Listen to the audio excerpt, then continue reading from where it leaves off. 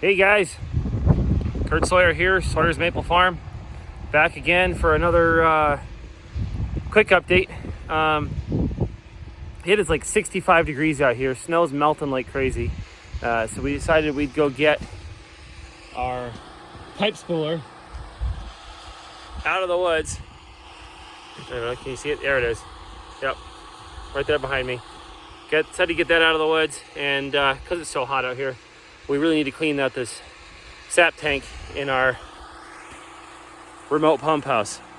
Now, cleaning tanks. When we clean tanks, we make sure we got clean clothes. We don't want anything, we don't want to be wearing anything that's come in contact with grease, gasoline, anything that would otherwise contaminate the sap. I mean, there's no point in climbing in a sap tank to clean it out if you're gonna wear something in there that's gonna mess it up. So with that in mind, I bring a pair of boots that are my sap tank cleaning boots, because I got some big sap tanks. I have to climb in them. It's the only way to actually scrub them. So these boots only come in contact with the sap tank. They don't go on my feet until I'm ready to climb in there. Then I also bring, we're gonna wear gloves. Might as well make sure they're gloves that also don't come in contact with anything else but stuff you're cleaning sap with, you know, sap tanks with, whatever, your brush, your broom, whatever it is you're using to clean a tank out with. You just gotta be, it's food safety stuff, you know, it's basic common sense stuff. If it's come in contact with something other than maple, don't wear it, just leave it home.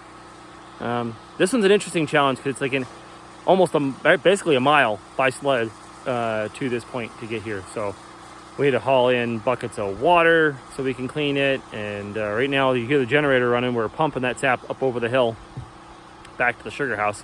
And once that's empty, I'll stick a little sump pump in there and kind of clean out the last little vestiges of it. It's one of those plastic tanks, so it's a little harder to clean. It'd be nice to get a nice stainless one out here. An upgrade for at some point down the road here when we get the chance. But just want to give you that quick tip, trick, and hope to see you around the next episode.